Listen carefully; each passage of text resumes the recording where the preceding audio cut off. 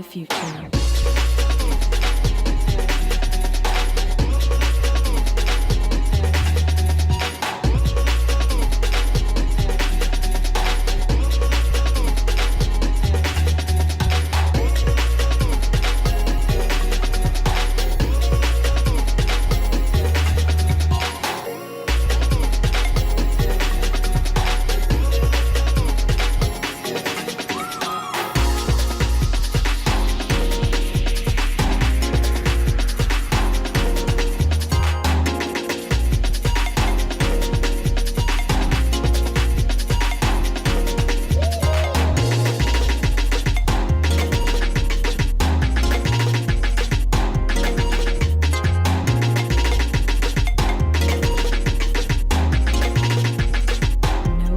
For the future.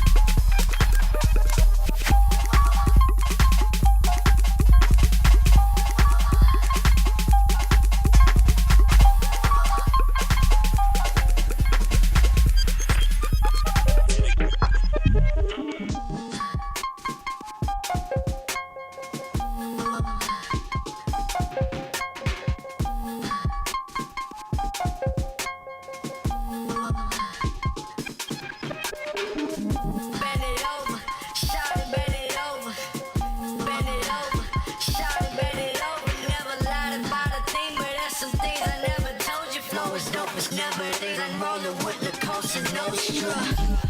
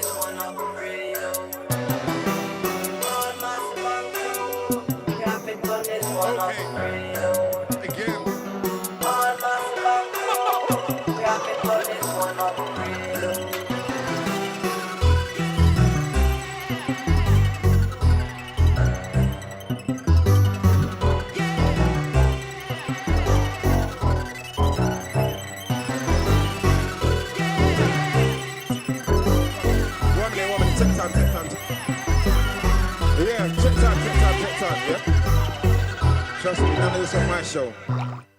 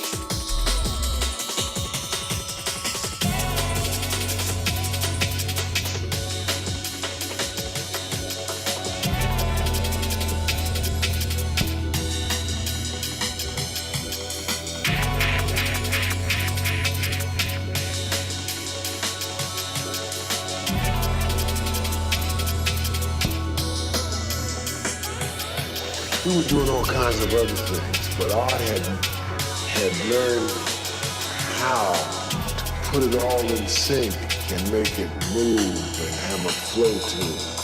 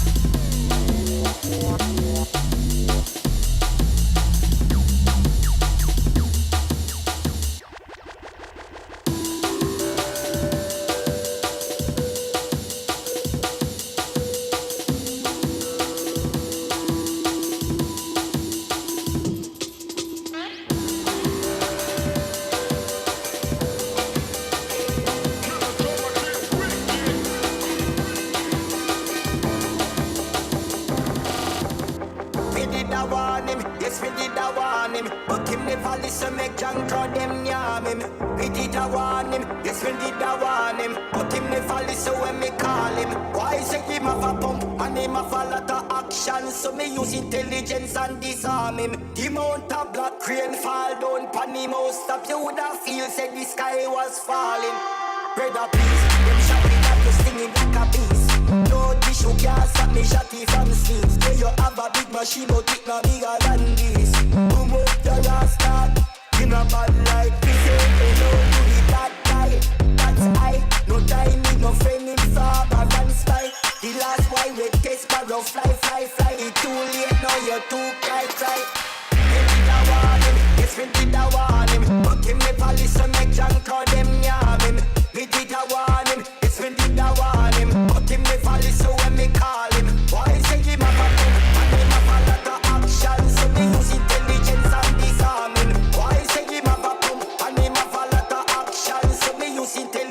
and disarm him.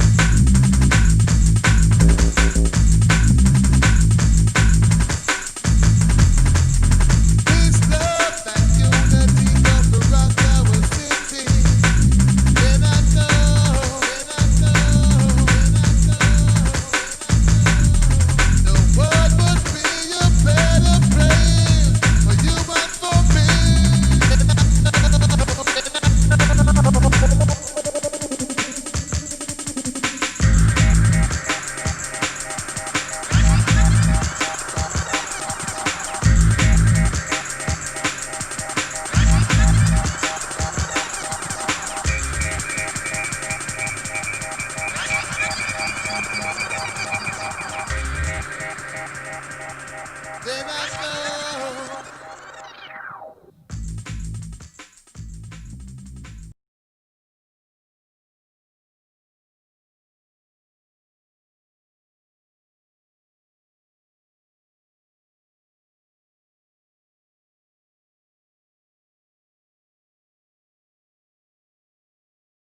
Man, okay. Well, our next guest on Community Spread is, um, excuse me, somebody who has been a friend of the code for a long time, probably over 10 years. Go back, running into this DJ in the city at events, particularly related to drum and bass community, the jungle community, but has been doing cool things with music in Ottawa for like a really long time, and sort of, I guess, in some ways, like a first appearance at Time Code, strangely. And so, yeah, let's give it up for vinyl collector, drum and bass pioneer in Ottawa, concrete jungle massive, Ms. Revolution. Welcome. Yay! Woo! What's Going on, up? girl? Thanks so much for having me on Community Spread. Oh, it's my pleasure, man. That's super cool to have you. Excuse me. Excuse my Sprite. I had to what was it, like quench my thirst. What is the Sprite thing? Is it there's something about thirst? Anyway, I was thirsty. The point is, yeah, I mean, like I was saying, it's been a long time of crossing paths and sleeping on your couch and all kinds of stuff. It's been a long time. And so, yeah, it's cool to hear your music, always, and to just rap about it a little bit, because we've always had there's been sort of like a really cool crossover in our interests as far as music goes, like in particular, music in like sort of like the upper BPMs and like the funky stuff in that space. I feel like we've always liked the same kinds of music, but have often I feel like we and this is just I'm taking this personally as far as me and you. I feel like we like play into each other's gaps in knowledge even while we like the same music. So like we'll like all similar kinds of styles, but you'll always be like, "Have you heard of this person?" I'll be like, "No." And then I'll be like, "I'm listening to this." You're like, "Oh, really? I haven't heard of that." And like, who's that? And then it's like, even though like we both like the same kind of music, and so I always like talking to you about music and listening to what you play, because I always know I'm going to like it, and there'll always be something new for me to learn, because there's always these crazy pockets of this music, and you go really deep in a whole bunch of them. So thank you for dropping gems on us. Much appreciated. And yeah, I mean, talk a little bit about your musical taste, and just sort of like how you acquired your musical taste, how you came up in this style of music, and sort of talk a little bit about that, and sort of like, and bring us up to today and a little bit with yourself, just sort of what's been going on. Yeah. Well, it's been a long time. So it's been I've been DJing for 20 years this year. So I started in 2000. I was initially drawn to trance. Remember that. So there were some of my girlfriends who were DJing in Ottawa that were part of a collective called Chicks with Decks. And they were all playing trance music and house. And it was all 4/4, and I wanted to differentiate myself a little bit. And I learned about jungle drum and bass, and so started out really in the sort of Asian underground vein, an old style like Talvin Singh. Like, it never really went anywhere. Nothing really sort of big happened with it, but that's sort of where I inserted myself at the beginning. Interesting. So let's go back quickly. So like, who were these chicks with decks? Yeah, so Bianca, Raisa, Sarah Plush, right? Girls that Right. were in the scene playing in the late 90s, early 2000s. Bianca was running the all-female DJ collective Chicks with Decks. And I think, if I can recall, I think it was like Thursday nights at the Well. And Okay. so it was a monthly, What is and the Well? The Well then is what now? Like, what is the Well now? Is that oh, Helsinki? I think it was Helsinki, and then it became a Right. restaurant, Oh shit! I just dated myself. Clarendon. I just dated myself because Helsinki's been gone forever as well. So it's like, Yeah, that space has Jungle. gone through a lot of transformations, but certainly in that um, like late 90s, early 2000s time frame, it was the Well, and it was hopping. Like there was always okay. good music going on there. Good sized club, and yeah, there's all kinds of nights. And so I sort of cut my DJ teeth at the Chicks with Decks night and Mhm. started playing drum and bass, and then jungle. And so I spent a lot of time in the market. I was living in the market, and I would go see Reyes at his store, right? One Right. Unity, we remember it.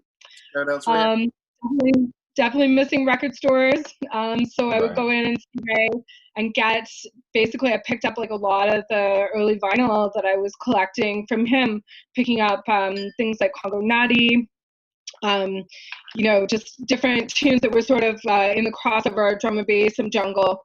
And then, I don't know, 2002, 2003, I threw a bunch of parties called Beats and Pieces. So the concept there was to bring together hip hop, breaks, and jungle along with graffiti art. And so it was like a silent art auction concept. And so we brought together the DJs and the graffiti artists. And I think over the course of all those parties we threw, we sold like 1,000 pieces of art or something, like really Crazy. crazy. So it was like this sort of nexus of Right. music and art coming together. And it's I went interesting away. because it's like, because hold on, wasn't there? I mean, I guess that was before. I mean, that must have been well before the crew who does Possible World now had a night called Beats and Pieces for a long time, right? But like, I mean, this must have been like well before that. You're thinking of Spins and Needles. With Spins and Needles, right? I am. Yeah, I am. yeah. Sorry, excuse me. Excuse me. I'm tripping. Yeah, let me get it right. So then this would have been before that then. Yeah, we had our first Beats and Pieces party in 2002, and so they Okay. were 2002, 2003, 2004, and then in the fall of 2004, I went to Europe. So I went to go do my master's degree in Europe. I have met a guy named Michael Tuma, who was a jungle promoter in Prague in Czech Republic. He came to Ottawa. He was friends with Johnny Lone of the future Wicked City crew, the old jungle crew. And we became like really fast friends. And he said to me, Jessica, if you ever come to Europe, make sure you bring your records. And so I've followed his advice. And so I packed up my belongings to go to school, but I also packed up a DJ crate and I went over to Europe. So I was really, really fortunate to be representing Canadian New School Ragged Jungle at the time when it was like the new thing in Europe. I got to play all over the place. Lithuania, I went to Prague to play like 12 times. Germany, Poland was another really big one, the Netherlands, Belgium. I toured over sort of a period of about 5 years from 2004 to 2009, playing jungle in Europe and across Canada as well. So I was really lucky. I was traveling quite a lot for work, and so I, knew different promoters in different cities. Just play whatever night they were throwing. And about 2008, my friends Lady Light and Wasp, DJ Wasp from Belgium, they came over to Canada. And we did a little tour, went down to the States, got to play in New York City, and I met Rob Sherwood sort of around that time. And so DJ Saxon, him and I became fast friends back then, and we decided to start throwing the Concrete Jungle edition in Ottawa. So Concrete Jungle was a New York-based jungle night that started in the 90s, playing old school jungle. And so there was these like franchises all across North America, around the world, in fact, right? And so Rob and I ran Concrete Jungle Ottawa probably from 2009 through 2012. Yeah. So during that time frame, Really? I could have. I don't know. That's so weird because it felt like they were running for longer than that. The Concrete Jungle nights at Brixton. yeah, it was. Well, Rob was also doing another night called Soul Selecta. So maybe you're remembering that. Right. Yeah. Maybe I'm mixing those two. Right. Yeah, Concrete Jungle bands to bands. So we were at the Lotus Lounge, and then we were down at Ritual for a long time as well. And we were doing monthly nights, and we brought in, a lot of really big names like Marcus Visionary, Lion Dub. Well, I remember the Marcus Visionary nights for sure. Like those ones I remember for sure, and even some of the Lion Dub ones I was at. I remember those ones. Yeah, we brought Reagan, Debaser, Renee LeVice, who of course now has a big drum and bass show on BBC Radio 1. So lots of friends, Jungle Family coming through Ottawa. In 2012, I went out to BC for work. So I worked out for a utility in British Columbia for a year. And so I haven't really been in the promotions game since that time. So those years, I would say, kind of like 2000 to 2012 were sort of like my DJ heyday, if you could say that. Right. Really like wonderful experiences, great music, like amazing friends, got to travel around all over the place. And I really sort of like tried to keep pace with the music as well, because the music is always changing, and so playing like different genres as they kind of popped up, like jungle, drum and bass, but then a little bit of dubstep and funky. And so the mix I played for you guys, I really tried to sort of reflect that, right? That sort of like range of styles, because bass music is quite diverse, and you can almost think of it as a tree with a trunk and like many branches and leaves kind of growing off of it. So yeah, I had really a lot of fun putting together this mix, because I definitely picked some like classic gems for you. Some of my favorite things. So I mean, we'll get back into yeah, and you were just talking about changes and trends in bass music, because obviously, as you mentioned, it's been an evolving form. And just interested in sort of your perspective on the trends that you've observed in bass music over the last few years, because it was an early form of electronic dance, of what is, I guess, I don't want to I think it was an early form of what we now call EDM in some ways, or I wouldn't say that. As you said, there are many branches of the tree, and I'm interested in your perspective on it all. So I don't really listen to EDM, so I think I would be sort of challenged to say, how is it in relation to EDM?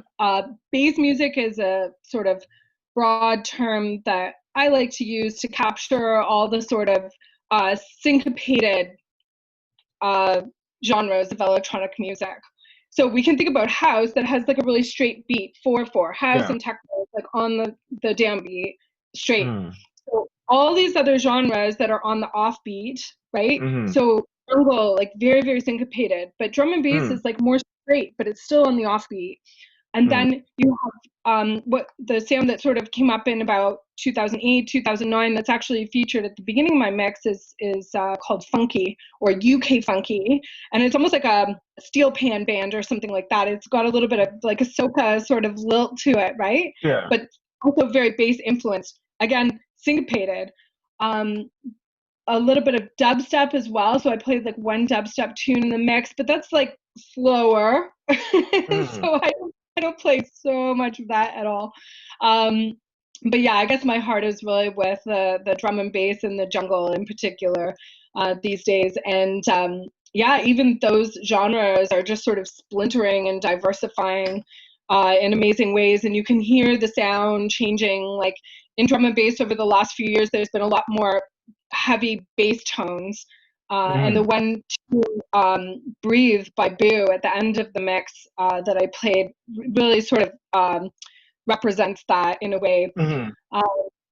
Jungle, yeah, I mean, jungle is just amazing, and there's so many genres of jungle now. I don't even try and name them anymore because some of them are much more like atmospheric and rollers, and others are more like grimy. A Mm-hmm. lot of raga, vocal jungle, which was sort of what I was playing like, I don't know, 10, 15 years ago. Not playing so much of it now, but I definitely still like some reggae samples in the Yeah. music. So yeah, it's pretty interesting. I'm just always like sort of cruising around on SoundCloud as well as Bandcamp and Juno download for just all new stuff all the time. So I'm on it. That's what Basically, I was wondering about sources and sort of like where you find it as well, like in terms of that. But you just brought that up. Yeah, that's hard. Do you have? Were you gonna say something? Yeah, I was just gonna ask you about the gear you were using to do your mix. That's something we like to cover with all of our different guests, kind of see everybody's setup, and then maybe kind of talk a little bit about that kind of the transition from that kind of vinyl era to new technology and controllers.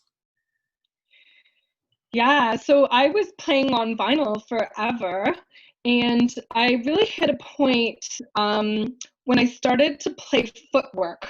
So in the mix that I did, there's a couple of tunes Mm-hmm. sort of right in the middle that can be sort of described as like Chicago footwork style, and it was really, really fast and syncopated. And honestly, it was causing me like a great deal of anxiety because I'm like, I should be able to mix this, but the gear that I was using like literally wasn't up to the task. And so I think it was after I had my first kid, I got a controller. It was like honestly like a revelation for me. All of a sudden, it's way easier for me to mix because it was much more precise than the Mm-hmm. Serato vinyl that I had to sort of like nurse and then like write Mm-hmm. it to like make sure that it Mm-hmm. stayed locked. Like it was really Mm-hmm. hard with the super fast footwork. So right now, my setup includes a Pioneer DJ SX2, Mm-hmm. and I've got it running into an Allen and Heath mixer, and I've got my decks set up as well, so the decks go into the mixer. I've got two laptops, so it's a live stream era now, so one Yeah, for yeah, yeah, for sure. music and one for recording. And I've got some Rocket 8s that are mounted up on the wall. So Nice. yeah, I've definitely been hunkering down at home and like tuning up my setup and getting all these links in the chain connected so that Yeah, I can yeah, do yeah. mixes and I've definitely been enjoying that the last few years, like making mixes, just for my own sake, So not in hopes of getting some big gig or something. No, I still love the music, so I'm still buying it and playing it yeah. at home. And so then it's like, yeah, I mean, talk about a little. I mean, I'm interested in your perception about, I guess, sort of this weird world that we're in, that's sort of in between doing mixes at home and DJing out, Yeah. where it's sort of like, it's sort of we're sort of doing both at once or neither. Like which one? Like you know what I say? Like how do you think about sort of where we're at as DJs in this moment as far as being able to share music and yeah, it's the effect of. I mean, you talk about the effect of technology on your sort of mixing personally, but then also let's like on the effect of technology in this moment in the DJ industry has been like pretty wild. You know what I mean? Yeah, for sure. So I think a couple of things. Like I think in general, I'm pretty much grateful every day to live at this point in history because if you think about it, the vast array of music from all genres that we have access to at our fingertips is absolutely mind blowing. It really, if you stop to think about it. So in one respect, we're extremely lucky to do with the music that we have access to on a day-to-day basis, and I think we should remember to be grateful for that. Mm-hmm. The other thing is that we are categorically like less isolated in this time of pandemic because of the technology. So as creators, we are fortunate because we can be connected to others and we can broadcast live or pre-recorded from our living rooms and studios. And it's Yeah. been fascinating to like dip into the living room of like UK DJs or my friends out in Vancouver or like people down in LA or DJ Craze. I've been watching a lot of DJ Craze on Twitch from Miami, Yeah, and it's wild. it's great. It's really, really great. So I think we're really lucky in that sense. But I also feel just the blow that this pandemic is dealing to the nightlife and entertainment industry in some cases is a mortal blow. And so I think the revenue streams and even the existence of clubs, like it's the sector, the creative sector is fundamentally challenged. And I don't really have an answer for that. Like it's not a good news story. So my heart goes out to all the DJs and producers, my friends that were like living the life, like touring and playing shows all around the world, and they're tunes are at the top of the charts and they're like doing great, and then like bam, like in the flash of an instant they're like grounded and they're like actually looking for other jobs, so because they can't support themselves. So I've been like buying music and like subbing people on Twitch and things like that, but it only goes so far. So it's been tough. I mean, it's been tough for everybody. It's that you were gonna say. So as we're here reminiscing about the good old days of like physical parties and memories of those days, which hopefully we'll be able to reclaim at some point, but I can't help but notice in your background you seem to have amassed a good little collection of like posters and memorabilia. Is there like a piece in particular you'd like to highlight for us? Yeah, I'll actually grab it and show it to you because it's not a DJ poster from a gig. One second.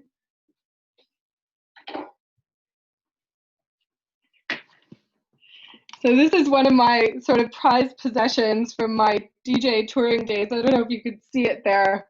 Yeah. Soviet worker art. It's a woodcut. And so I was touring with Donna Dada, who I believe is also going to be doing a mix for you. Yeah, no doubt. We went to Estonia in 2009, and they drove us past the venue before we went in, and they said, "This is the factory where they made the Sputnik." And I was like, "Shut up! You're kidding me! There's too much." That's huge. The Russian space vessel. Right? They there was a risk that they were going to win the Cold War, and talk about technology and innovation and the race to space. No doubt. Like, I was just thinking, it can't possibly be true. But then we went in, so they took us out for dinner, and then they took us to the venue, and we're like getting in the venue, and they're doing sound check, and there's like dust like falling from the rafters. And I'm like, maybe there's something to this. Maybe it's actually true that there hasn't been anyone in this factory for like 30 years. And then hold on. See, now like it's getting deeper, because you were saying at one point you're saying, okay, it's the Sputnik factory. Like, okay, so maybe they turned the Sputnik factory into a club. But you're now suggesting that like it was a Sputnik factory that had been closed for 30 years, and that this was the first time people were in it. And I would say that if we're thinking about like club culture and music culture in general, that Eastern Europe in particular has like a huge resource in all these factories, right? From all the Soviet states. For sure, of course. Yeah. And so the majority of the places that I played, I mean, there were some downtown clubs or whatever, but a lot of the places I was playing in, places like Poland and Estonia, Lithuania, all those places, a lot of it was old factories, and they just open up the old factory and just, load some sound here and have a big party. But so the first indicator was that there was all this dust falling from the ceiling, and I was like, wow, maybe this is true. Maybe this is the old factory that no one's been in. And then they took us into the VIP area that was like just some room in an old grungy factory. But there was all this artwork that was there, like just chilling, like all this crazy artwork that was like just there. And so I was like, can I have that? Like I love it, and it's such a memento because it's like bare like workers art, right? No, straight up. Yeah. So I mean, I got DJ posters or whatever, but that one in particular, that's the ill one. That's super cool. Prized possession. And I don't know. I think the music is like, it's hard. It's driving. It's like, it's workers' music, right? me motivated, and when I need to get something done for work, I definitely put on some like really fast drum and bass and then type. Yeah. No doubt. I'm on that. So there's Amen. a lot You know of what? I gotta get it done. yeah, a lot of connections there for me between that sort of event and the music and the What a artwork trip. that I got. Yeah, what a trip. What a trip, man. Like, yeah, I mean, I've done a little bit of Eastern Europe, dibbling and dabbling, across, southern Italy and, where did I go? I was in, Vienna, and I was in, what is that place? Castles and, starts with an L. Ljubljana. Oh, Uh, okay. where, you know what I'm talking about? What country? I I've can't. never been down there. I can't believe I'm Croatia, demonstrating. Slovenia, Slovakia. Slovenia. I was in Slovenia. There it is. I was just demonstrating my ignorance. Anyway, but yeah, I was like, that country out there on that side of the continent. But but yeah, I mean, the culture, the music culture out there, in those Eastern European places, and sort of like, particularly the club culture, is just, it's so wild. Like, it's Yeah. such a different world, such a different feel, and it's cool to participate. And it's cool, even cooler to bring something cool like Absolutely. that back. I remember we were talking Yeah, I mean, about how because the Eastern Bloc was behind the Iron Curtain for so long, and they kind of missed a lot of the early eras of dance music culture, and so what we're seeing now is almost like a snapshot of what we used to have yeah, kind of in the western part, and then Yeah, no doubt. catching up and trying to make up for lost time. yeah. I Yeah. definitely felt that the promoters and the fans in the clubs and at the parties in Eastern Europe, that there was sort of a theme of appreciation, right? Mm, They were mm. very appreciative of culture. They did not take it for granted Yeah, yeah, because yeah. they remembered having nothing. Like some Of of these course. promoters that I was playing for in Poland, they remembered being hungry as kids and having the Red Cross coming and dropping off a food box to them because their Mm, family was starving. And mm, places where there's like 25% unemployment, right? Even mm, like when I was there, mm. like Yeah. 2005, 2006, we don't like, that's not our reality for No, many no, of us, right? obviously. I mean, Yeah, there's yeah. obviously some people that are underprivileged in Canada now, but to me, that thing of appreciation for culture was palpable, and they were more into it. There was less sort of fronting and, oh, I'm not feeling good tonight, I'm not going to go out. No, everyone was there and they were into it and they were enthusiastic. So it sort of brought up the whole vibe in a way. And I think those are definitely some of my favorite parties that I've ever played in Prague and Yeah. in Poland and in those Eastern European countries where it was, the music was really hitting the mark. They were really into it, and Yeah. lots of beer and absinthe too. Yeah, no doubt. The absinthe life out there is wild, man. That's like a full on thing out there. But Yeah. it's interesting. I mean, speaking of, I guess, geography in some respects, but more localized geography. You used to live right around the corner from the Airy Cafe, Yes, I did. where Time Code was popping for the longest. Yeah. And I'm interested in your memories of the hood, and of just sort of like, of that area in that time. When did you live around the Somerset and Preston area, and where do you live now? Oh, good questions. Okay. Hmm. So I'm an urban planner by profession, so I'm into Hmm. these planning neighborhood Hmm. type questions. So I lived in Little Italy from 2005. So when I got back from Sweden, I moved Hmm. to Little Italy, and I was there until I bought a house in the market in 2009. So I was there for 5 years. Hmm. And when I was there, it was still very much like a sleepy inner downtown neighborhood. So it still had a bit of the sort of worker class vibe. It wasn't really gentrified at that point, and it was sort of quiet. Like there wasn't a lot doing. I mean, there was the Chinese restaurants. You could go down to Pub Italia, things like that. But it wasn't it wasn't gentrified. There wasn't as much infill development. There certainly the big towers weren't there yet.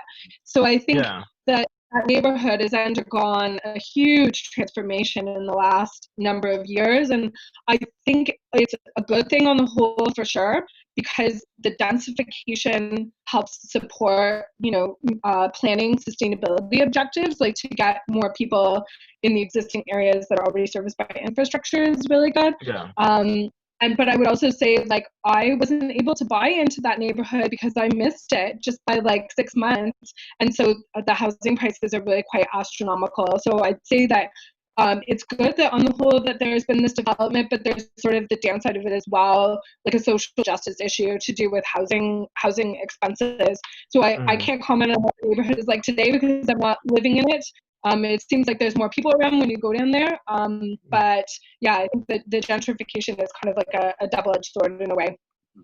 Oh yeah, no, I mean, and I feel you, because obviously, like, that densification supports obviously planning goals, but it also supports parties.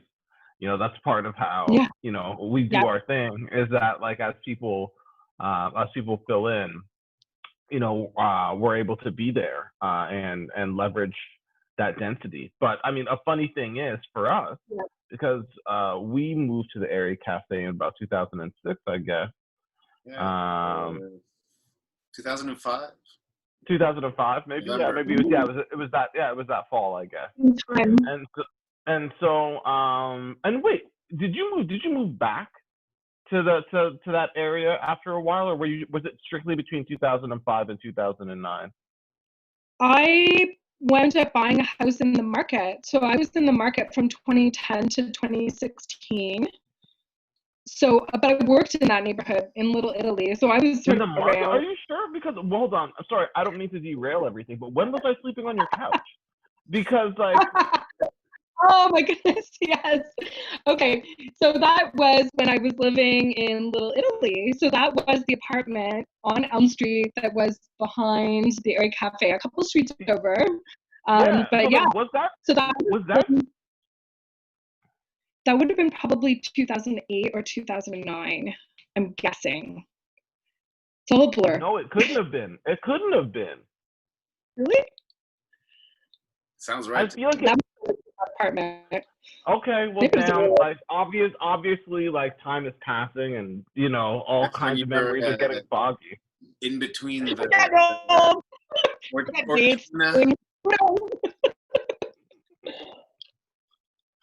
But just to answer where I'm living now, we're out in Canada. Okay. Because my work moved out here, so as soon as that happened, it was like a cue, because I've always been prioritize being location efficient and being able to, like, bike to work. So of course, I'm working from home now, but my work is just 10 minutes by bike from here. So even though we're in the suburbs, we don't drive very much. We bike or walk, except maybe if we go to Costco. Right. Been able to maintain that lifestyle even though you've changed locations. Yeah, for sure. I find it's really good to be time efficient. Like, I have more hours in a day to get things done by not having to commute, and it's healthier as well to be able to bike at least most of the year. So, yeah, that's cool. Still doing that. Yeah, that's dope. And I mean, it's been interesting, like, for us, like, as we were saying, in terms of like that time in the Somerset and Preston area, to watch that neighborhood turn over, because we were there. I mean, part of the reason why we left was the final result of the gentrification ultimately. When the Area Cafe became a gym, basically. And that was to service like all of the new people in the area, and and it got popular. It became a popular space partially because we set up time code there. When we started the party, it was like a ghost town, and the plant bath was still boarded up. There was no public pool facility there. Right. So there was like a boarded up scary pool and like literally tumbleweed and bad street lighting. Like I 1800s remember or being something. concerned that it was so kind of like far off, like people wouldn't even like find it. But magically people found the spot, and then as the party grew, the neighborhood was kind of following suit. Yeah, no, Yeah. I mean, I remember it for sure. I mean, certainly there was not, I mean, it was not like a cute location at that time. I remember, No. you know, telling people that we were doing a party at Somerset and Preston. They were like, oh, not Ooh. down there. Like, you know what I'm saying? Like, what even happens down there? Like, you know what I'm saying? Why don't you do it in the market? And you know, I mean, Yeah, that was far away. yeah, it felt like that at that time. And so, like you were saying, it was at that time so just like a quiet inner urban neighborhood. And yeah, it's so funny to see the changes over time. Again, I can't believe that was 2008, 2009. But you know, you're Could actually have been totally, earlier. More than no, you're 2007. no, you're totally right. No, I think you're right. It was 2008-9 because I had left. I had just left living out in the Meadowlands and Fisher area, and Ortona. so yeah, Ortona, that hood, you know it. Interesting. Okay, that's very cool. And like, yeah, and we've talked a little bit about your digging process and who you get recommendations from and how you check. You mentioned, you know, Juno, Bandcamp, you know, the classic sources. You know, anybody else who's giving you great recommendations, mixes that you check for, you know, you check for track names or anything like that? Like, how do you go about getting it now? Psalms Record Store. Yeah, for sure. So we're listening. My husband is totally into it too. So he's helping me train spot basically radio DJ mixes, but online DJ mixes. Right. So we listen to the Marcus Visionary Mix Show on Cool London, Lion Dub's Mix Show also on Cool London. He's doing some live streaming now as well. Chimpo, Sam Binga, Fracture, anything that Fracture puts out, we're listening to. And then, yeah, exactly that. I'm basically train spotting those mixes with Shazam. A lot of times, a lot of the tracks, you can't get them because they're dubs. They're like originals or remixes that are like too obscure or. Yeah, or bootlegs, like tracks that these producers basically just throw together themselves with some like sick hip hop beat and some and then like drum and bass behind. I'm like, damn, I want that tune, I can't get it. Yeah, so I'm doing that chain spotting on those particular radio DJ mixes, and then my SoundCloud algorithm is working really well for me these days. Okay, so it's banging. I gotta check my SoundCloud. The algorithms are good on there. Yeah, the search function is garbage. Don't even bother. But if you click that like button enough on SoundCloud and sort of train it to know what you're listening to, I get like a weekly recommendation. And I say I would probably buy like at least like 3 to 5 tunes like almost every week based on that SoundCloud algorithm. And that's cool because it's actually pulling up tracks from like 2017, 2015 that maybe I missed before. Yeah, it's not really all just sort of like the hot, you know, the sort of hot 100 or whatever. It's actually doing a bit of quote unquote, the algorithm is doing a bit of quote unquote digging. Yeah, they dig on your behalf for sure. Yeah. I definitely canned my Spotify account because I just can't with Spotify. I think it's like almost highway robbery what they're doing to artists, like 0.000 nothing of a cent. And so I did have some playlists on there, but I literally canceled my account and don't use that at all. And Bandcamp, so I go like, radio mixes, SoundCloud, then Bandcamp. So I don't like the search function on Bandcamp either. So it's more so that I'm like following specific artists and I actually get those automated emails. So there's like a bit of digging through the email to find, okay, who's releasing something for Bandcamp Day. So I'm like always trying to buy on the first Friday of the month when the 100% of the proceeds like go to the artists. So it's basically those few platforms as well as Juno. So I find Juno's search function is really good. And Juno has another feature called People Who Bought This Also Bought or Frequently Mixed With. And again, those are algorithms that are basically like digging up Yeah. purchases and showing them to Mhm. you, as well as pairing tunes that people have mixed together. So I find those few platforms are like really good, and I'm definitely like buying all my music. I've always done that, so Yeah. no Yeah. reason to Yeah. stop now. No doubt, no doubt. And I mean, that's something I'll say that I've appreciated about the Bandcamp platform. I can't speak to the search function on there, I've but never I used it. definitely. Hmm? I've never used the search function on Bandcamp. It's always Yeah, it's not great. direct link from mailing lists or whatnot. But Yeah. Yeah, I mean, that's how you're the mailing list king. That's your whole shit right now. that's the way it is in 2020. Yeah, The yeah, power of the To list. the classic mail list, but with a twist. Yeah, it's powerful. Mailing lists are powerful for sure. Absolutely. For a while, it Absolutely. seemed like they had kind of like served their time and faded, but their utility has like persisted. Mhm. Yeah. Yeah, no doubt.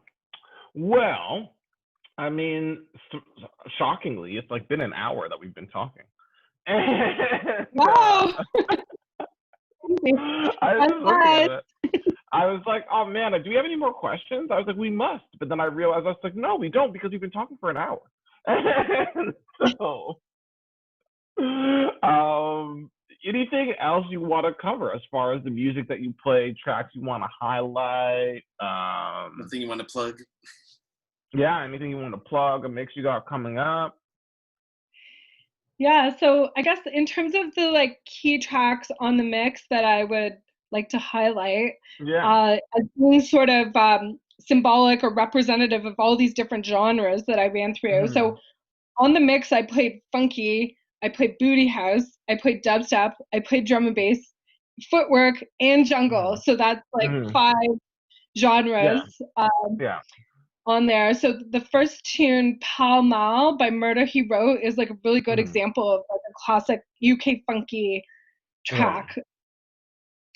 The Drop That Pop That was the next tune in that. It's like a Yeah, brand new that was release that hot. came out in Yeah, July. yeah, yeah. That From sounded, Sam yeah, Bunda.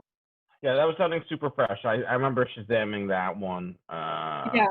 Yeah, when it hit, I was like, okay.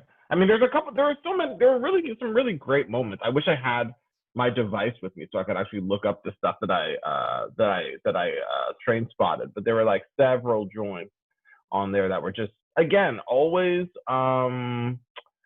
always right in the pocket of stuff that I like, but never anything that I've heard. Yeah. So we should compare notes more often then. Yeah, necessary for sure. There's that classic tune that we both love, Boom Slang. Yeah, of course, the Cool Cat. You know that. When I heard that come into the mix, I was like, yo, obviously Jess remembers. We used to go heavy on the Cool Cat.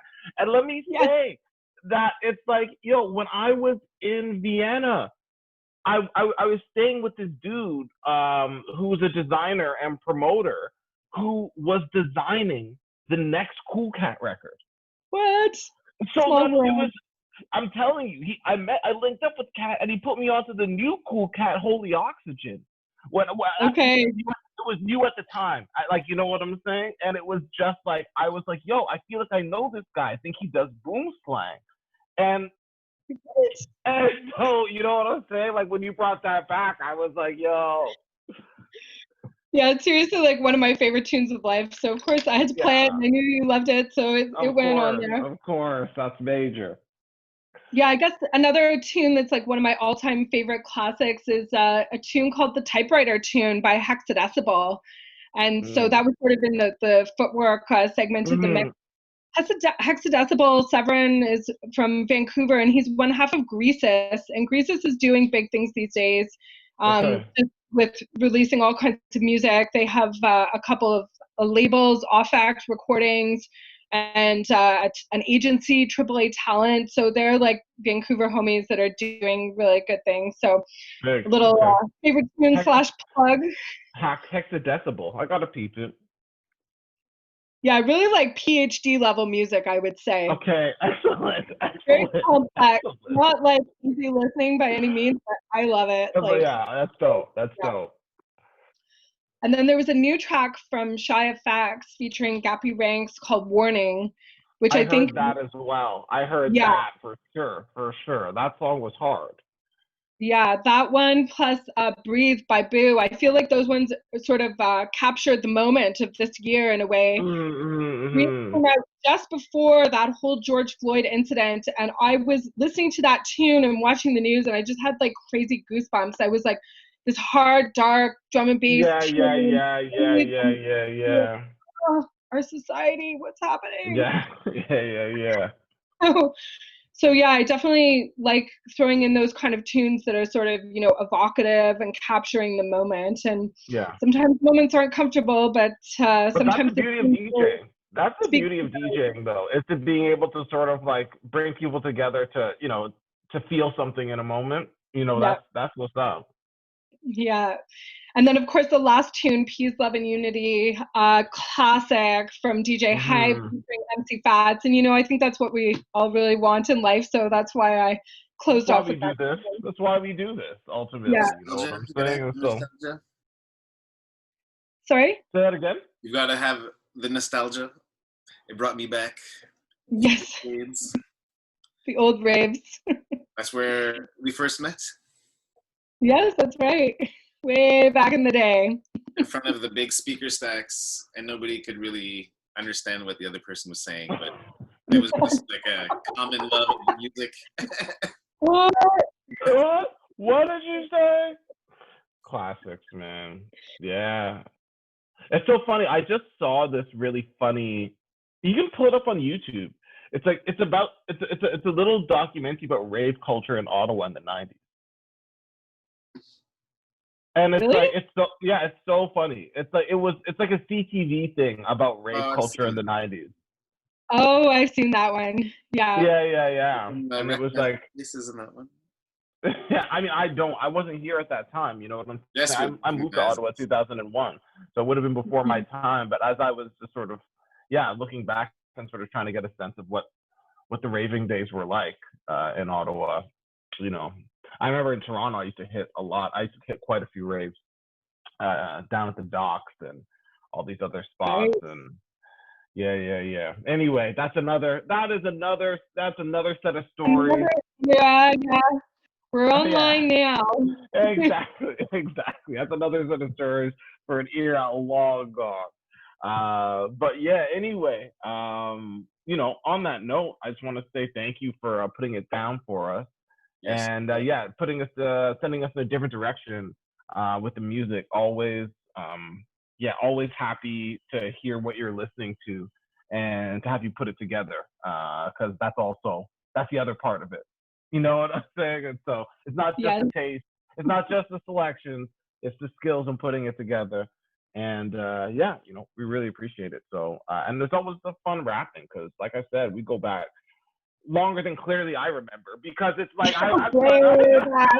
Back in time. way back longer than I even remember. So Yeah, it's yeah, been really always great chatting with you guys. And thank you so much for doing time code all of these years. It's been, amazing parties to drop in on and see you guys playing and hear what you're playing as well. And hopefully, when this whole pandemic thing ends, we can see each other on the dance floor again. that's Definitely looking what's up. forward. Do a big That summit. that party when this vaccine is fully digested by Yeah, the country and like we're ready to do that again, like that first party is going to be emotional. Let's just be yeah, real. Let's I just be think real. so. Like hearing the big sound with like lots of people around for the first time again will be like, wow. Like, you know what I'm saying? Like Yeah. I don't even know. It could be Anyway, a really good boost for the kind of cultural industries when the vaccine comes in and when we are able to gather again. Because I myself personally am feeling quite sad, like really on a very profound level, to do with not being able to go out and listen to music and see my friends oh in man, public. It's the quite pent up demand. challenging. The pent up demand is going to be crazy. And to your point, I agree. Yeah, I hear songs now, and like instead of making me hype, they make me sad because I'm just like, oh yeah, man, another one. Like, you know what I'm saying? As if I'm not playing this on the dance floor I'm playing this on the dance floor for nobody. Yeah. Like, you know what I'm saying? It's just like, I just get sad now when I hear a big tune. I'm just like, oh. It's a shame it's a small speaker. Yeah, I know that feeling all too well. Let's just keep that amazing party in mind. It's gonna happen. Just a matter of time. We're gonna get there. We're gonna get there, no doubt. Anyway, thank you, Ms. Revolution. This has been another one.